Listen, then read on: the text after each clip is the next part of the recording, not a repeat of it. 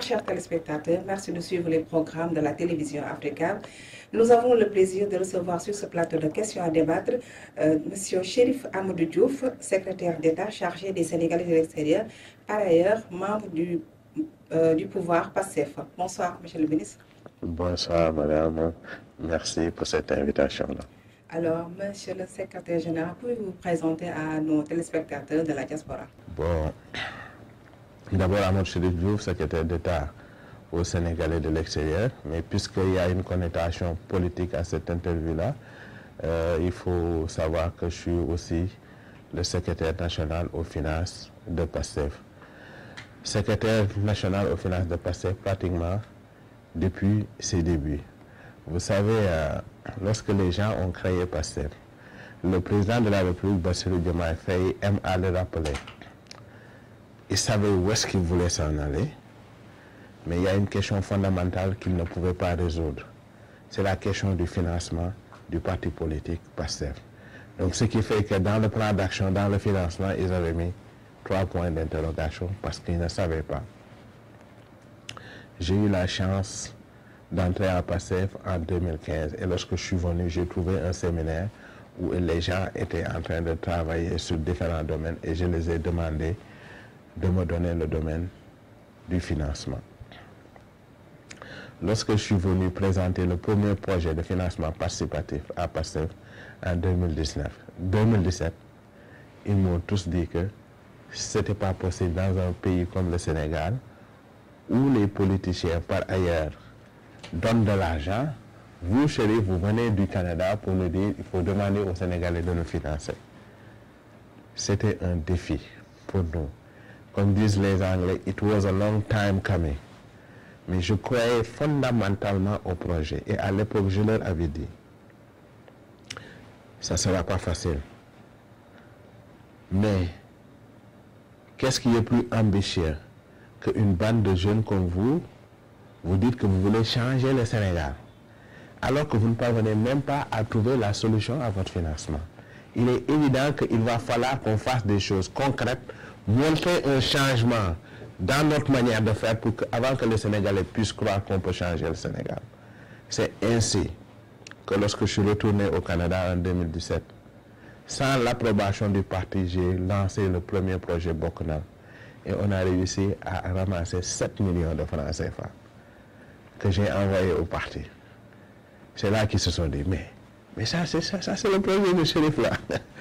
Donc, le reste c'est de l'histoire parce que de 7 millions, on est passé à 71 millions en 2019, plus de 105 000 euros pour être précis.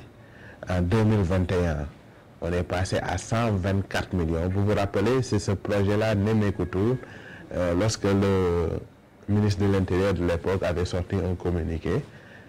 De là-bas, on est passé à 333 millions. Et pour le financement de l'élection présidentielle, on était pratiquement à 1 milliard.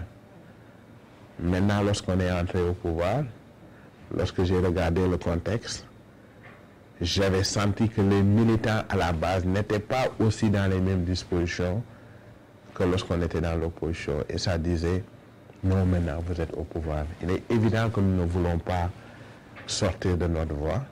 C'est là que nous avons initié le projet que vous avez vu à Dakar Arena. Là, j'ai dit aux gars, on va appeler les Sénégalais à venir nous rejoindre à Dakar Arena. Et selon les catégories des militants, on va demander de l'argent. Donc il y en a qui ont donné des 1 million, des 100 000, des 50 000. Et on a ramassé pour la campagne électorale que nous venons de sortir, juste à Dakar Arena, 554 millions. Et 52 millions de frais, ce qui nous a donné 502 millions net. J'ai ici dans mon téléphone le bilan. Donc je suis très content et très fier de ce que nous avons fait jusque-là. Alors qu'est-ce qui vous a poussé dans la politique? Justement, moi je suis un Sénégalais, comme tous les Sénégalais, dans le sens, les Sénégalais, ils aiment la politique. Soit on est activement dans la politique ou bien passivement, à savoir ce que l'on appelle les politiciens de salon. Moi, j'ai longtemps été un politicien de salon. Mais ce qui a apporté le déclic pour moi, c'est qu'en 2000, j'étais étudiant à l'université et je vivais au pavillon A. Lorsque Abdoulaye Wade, vous savez le fameux discours d'Abdoulaye Wade lorsqu'il disait donc je vais changer, je vais créer une machine où on va dire m'a fait, etc. J'étais là-bas. Et il m'avait tellement inspiré. Le jour qu'on a dit que Abdou Diouf a appelé Abdoulaye Wade, jusqu'à présent, je considère que c'est le meilleur jour de ma vie. Et pourtant, j'ai des enfants. J'étais tellement heureux. Je voyais tellement le Sénégal changer. C'était extraordinaire. Je peux vous dire exactement où est-ce que j'étais ce jour-là. Pour que 2 ans ou 3 ans après, que je me rende compte que ce gars-là ne fera pas le changement qui est attendu. Je n'ai pas voté pour lui en 2007. Arrivé 2012. 2012, je n'ai pas voté pour Macky Sall au premier tour. Mais au premier tour comme au deuxième tour, de chez moi à Québec, j'ai fait 500 km aller, 500 km retour. Et toujours, je faisais le tour pour remplir ma voiture, pour aller faire voter mes amis. Macky n'était pas mon premier choix, mais le discours et le diagnostic étaient clairs. Et je m'étais dit, on va lui donner sa chance. Pour que lui-même, ça n'a même pas pris 1 an pour que je me rende compte que le gars-là ne fera pas l'affaire. C'est là que j'ai entamé ma réflexion pour dire, il n'est plus question de déléguer notre patriotisme à d'autres gens pour qu'ils fassent le travail qu'on est supposé faire nous-mêmes. C'est là que j'ai décidé que j'allais entrer en politique. Et je vous dis, je ne connaissais même pas Ousmane à l'époque. Et j'étais en train de regarder, jusqu'à tomber un jour sur une vidéo de Ousmane. Mais on m'avait parlé de lui avant, par contre. Une vidéo, 2 vidéos, j'ai entamé mes propres recherches. Parce que vous savez, au Sénégal, les gens parlent bien, quoi. Mais la question est de savoir, est-ce que le gars-là, il croit à ce qu'il dit? Est-ce que dans son parcours, on peut croire qu'il peut changer les choses? Et surtout, la question la plus importante pour moi, est-ce qu'il est assez courageux? Parce que ça prend un homme de courage, un grand leader pour changer le Sénégal. Bref, quelques mois de recherche sur la personne. Vous savez, au Sénégal, c'est un petit pays. Hein? Tout le monde se connaît. Il a fallu que je rentre au Sénégal, j'appelle 2 ou 3 amis pour dire, écoutez, moi, le Sonko-là, ce qu'il dit m'intéresse. J'aimerais entrer dans son parti. Qu'est-ce que vous pensez de lui? Pour avoir des références que je juge par ailleurs extraordinaires. Un de mes amis qui est aujourd'hui une grande autorité dans le pays, qu'il a été même avant que nous arrivions, m'avait dit, je n'oublierai jamais ce qu'il m'avait dit à l'époque. Il m'a dit, ce que tu vois à la télé, j'ai dit, oui, mais c'est juste ça. Ce qu'il dit à l'intérieur, c'est ce qu'il dit à l'extérieur. Et il m'avait donné des exemples, des anecdotes, entre autres, qui ont fini par me convaincre que cette personne-là peut diriger le Sénégal. Et je me suis plongé en fin 2015. C'était la première fois que je voyais Ousmane. Et lorsque je l'ai vu pour la première fois, je lui ai dit, je vous ai vu à la télé. J'ai fait une enquête sur vous. Si vous travaillez bien, après 2 élections, vous serez président du Sénégal. Billahi, c'est ça que je lui avais dit. Et ça s'est avéré exactement comme on avait pensé. Évidemment, ce n'est pas lui, c'est Diomaye. Mais comme on dit, Diomaye et Sonko, pour nous, c'est la même chose. Et aussi convaincu que je l'ai été comprendre dans le pouvoir, aussi convaincu je le suis aujourd'hui, qu'on transformera le Sénégal, Inch'Allah. Monsieur Diouf, vous avez participé à la campagne législative. Quel bilan faites-vous de cette campagne? Vous savez, lorsqu'on va aux élections, l'objectif principal, c'est de gagner.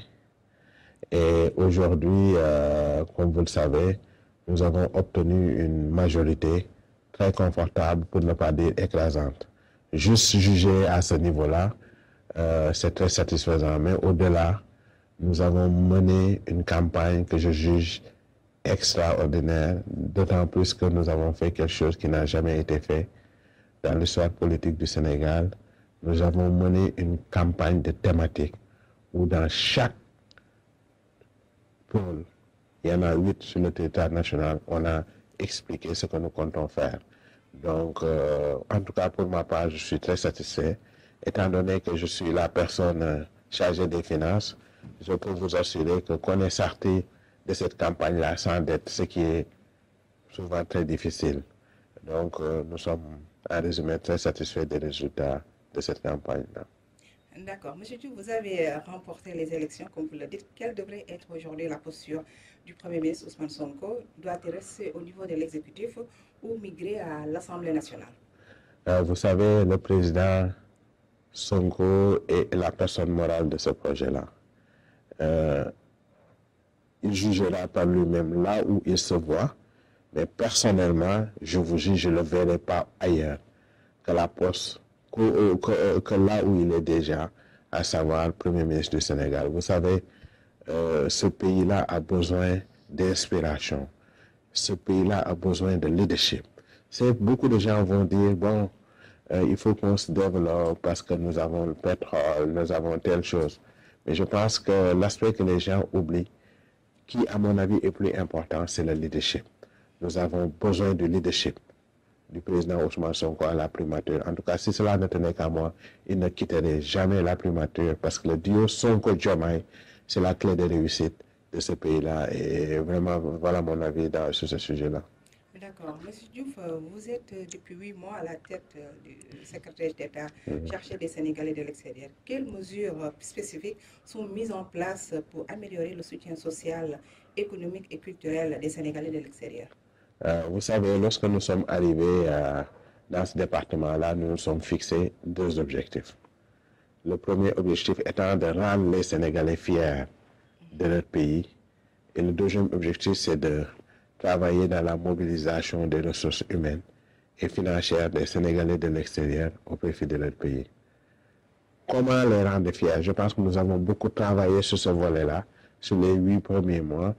C'est de leur venir en aide, d'être là auprès des Sénégalais de l'extérieur. Et durant les 9 mois ou 8 mois qu'on a passé ici, nous avons beaucoup travaillé dans ce sens. Nous avons trouvé beaucoup de problèmes dans ce département. Les Sénégalais peinaient à avoir leur passeport. On nous parlait des Sénégalais qui sont bloqués au Libye, des Sénégalais bloqués au Maroc, etc., etc. Lorsque nous sommes arrivés, nous avons décidé de prendre le problème à bras-le-corps et nous avons initié quelques voyages, notamment en Espagne, Libye, etc. Au Maroc. La bonne nouvelle, c'est qu'aujourd'hui, lorsqu'il s'agit du problème, par exemple, des passeports, nous avons fait 18 pays en 7 mois. D'habitude, les gens ne faisaient pas 5 missions en 1 an. Nous avons fait 18 pays. Et aujourd'hui, ce qu'on voyait à travers les médias, on n'en voit plus. Je pense que ce problème-là est réglé. Et notre objectif, c'est de régler définitivement ce genre de problème-là, qui, par ailleurs, pour nous, ne constitue pas réellement un problème lorsqu'on est un pays sérieux. Lorsqu'il s'agit des jeunes qui étaient bloqués par ailleurs au Maroc, au Libye, etc., vous avez vu, nous sommes allés sur place, nous avons fait tout ce qu'il y avait à faire et tous ces jeunes-là sont présentement de retour. Et nous avons mis des dispositifs dans le cabinet sur place pour nous assurer que nous sommes là auprès des Sénégalais de l'extérieur. Et je pense que les 7 mois que nous avons fait ici ont fini par prouver aux gens que rien ne sera plus avant. On va être là pour les Sénégalais, Inch'Allah. Alors, comment le gouvernement prévoit-il d'encourager les investissements des Sénégalais de la diaspora dans les secteurs clés du développement au Sénégal? Tout à l'heure, vous avez vu, j'ai parlé plutôt du côté rendre fier, le social.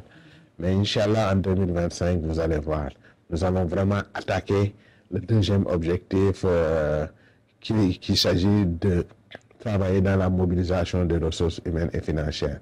Vous savez, dans le référentiel, ils disent mobiliser la diaspora pour l'agenda de transformation nationale. Et comment mobiliser la diaspora? C'est d'aller nous assurer que les ressources humaines de la diaspora seront utilisées. Déjà, vous avez vu, déjà dans le gouvernement, dans les postes, etc., il y a beaucoup de gens de la diaspora qui sont revenus. Mais nous, au niveau du secrétariat d'État, nous avons initié beaucoup de projets. D'abord, avec toutes les structures qui travaillent pour les Sénégalais de l'extérieur, nous avons développé une plateforme qui sera lancée bientôt, une plateforme de guichet unique qui permettra aux Sénégalais de l'extérieur, lorsqu'ils vont rentrer, qu'ils puissent avoir les contacts et les renseignements pour toutes les structures qui travaillent pour les Sénégalais de l'extérieur. La deuxième chose, nous avons d'autres projets dans ce sens. Nous avons évidemment la Banque de la Diaspora.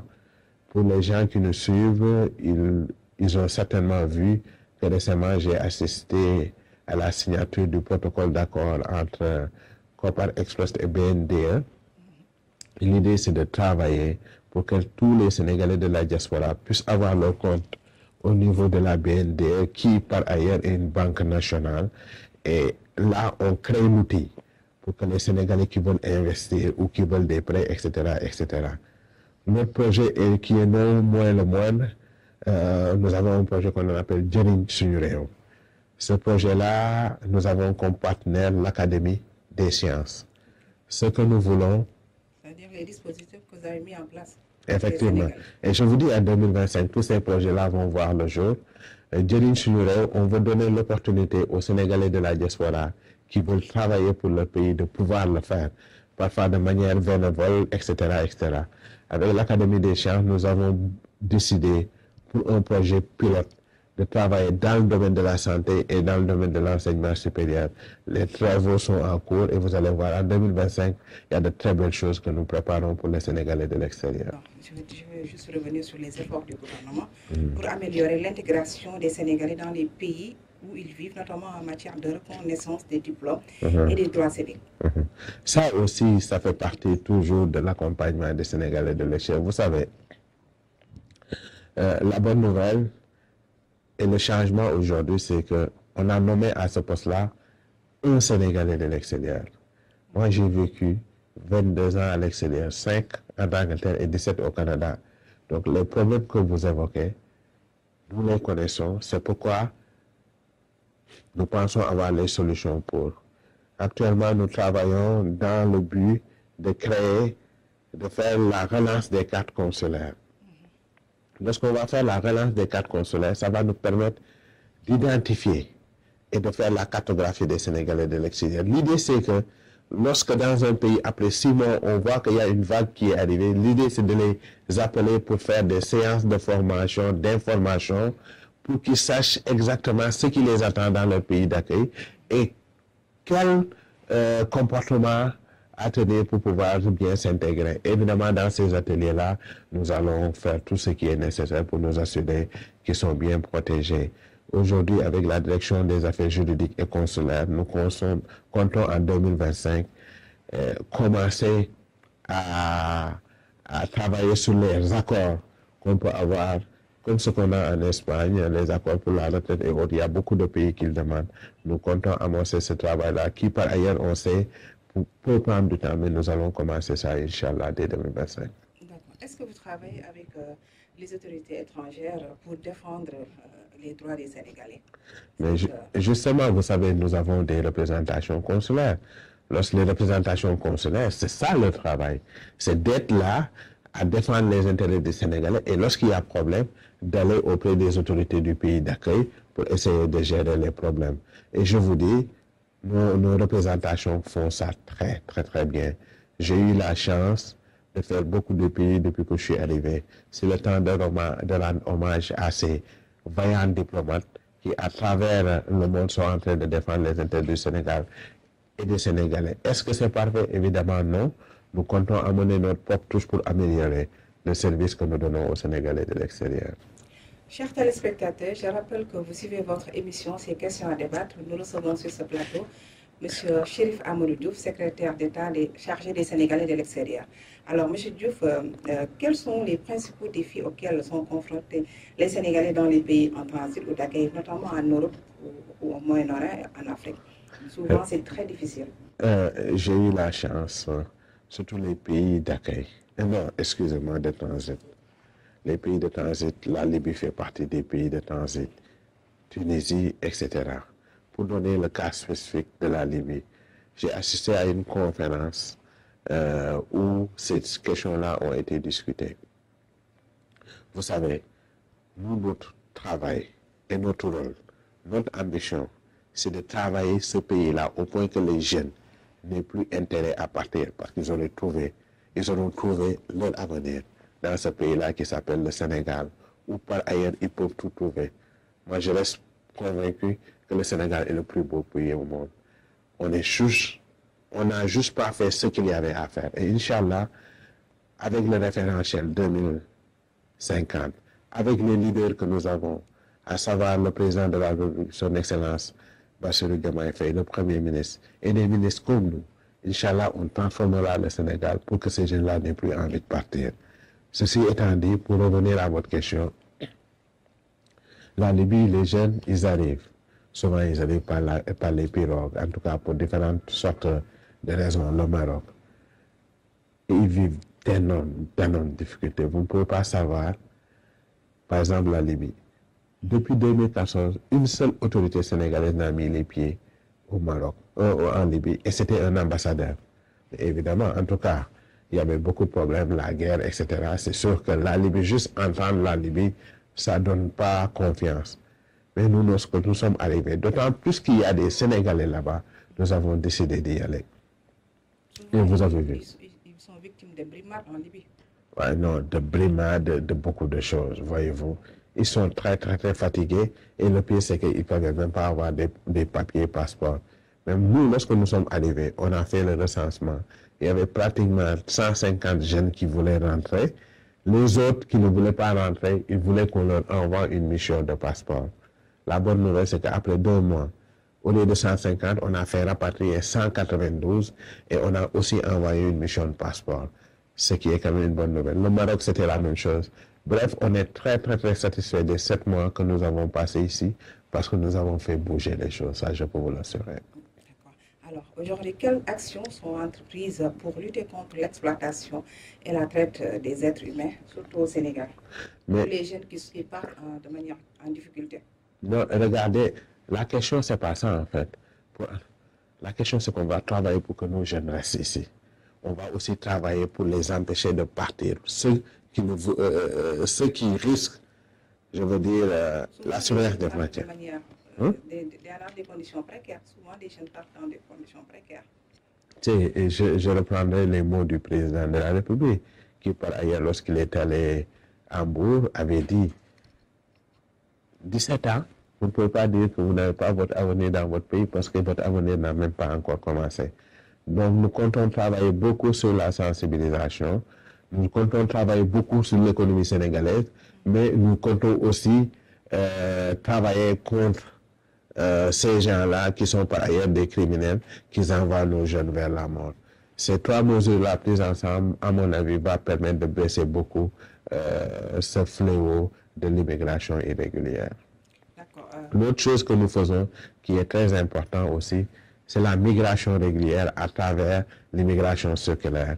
L'année dernière, on a envoyé 152 jeunes et il y a un bon taux de retour. Et Inch'Allah, l'année prochaine, l'Espagne a promis de doubler ou à tripler ce montant-là. Avec le temps, on montrera aux jeunes aussi qui ne veulent pas rester une voie régulière pour pouvoir partir.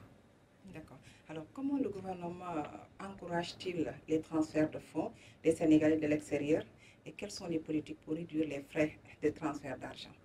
Non, le problème, ce n'est pas réduire les frais, c'est capter les frais. C'est 2 choses différentes. Parce que, imaginez, on parle de 2000 milliards qui est envoyé. Disons 2000 milliards à 0,5% ou à 1%, c'est 200 milliards de francs CFA qu'on envoie dans les poches des autres. Actuellement, avec l'outil de la BND, avec Copper Express, normalement, un Sénégalais, d'ici quelques temps, où qu'il soit, peut de son compte européen ou américain, envoyer son argent vers son compte sénégalais. S'il y a des frais, ça sera moindre. Et surtout, s'il y a des frais, ça va entrer au Sénégal. C'est ça l'objectif. L'autre chose aussi, vous avez entendu certainement dans le référentiel, les gens parlaient de diaspora born.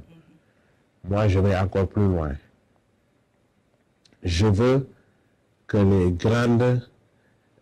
grands projets du Sénégal soient ouverts aux Sénégalais, que l'actionnariat soit ouvert aux Sénégalais de l'extérieur et du Sénégal. Nous travaillons beaucoup là-dessus parce que je pense qu'il y a assez de potentiel au Sénégal, aux Sénégalais d'ici et de la diaspora pour financer l'économie sénégalaise, en tout cas une partie de certains de nos projets. Donc nous travaillons sur bien des choses.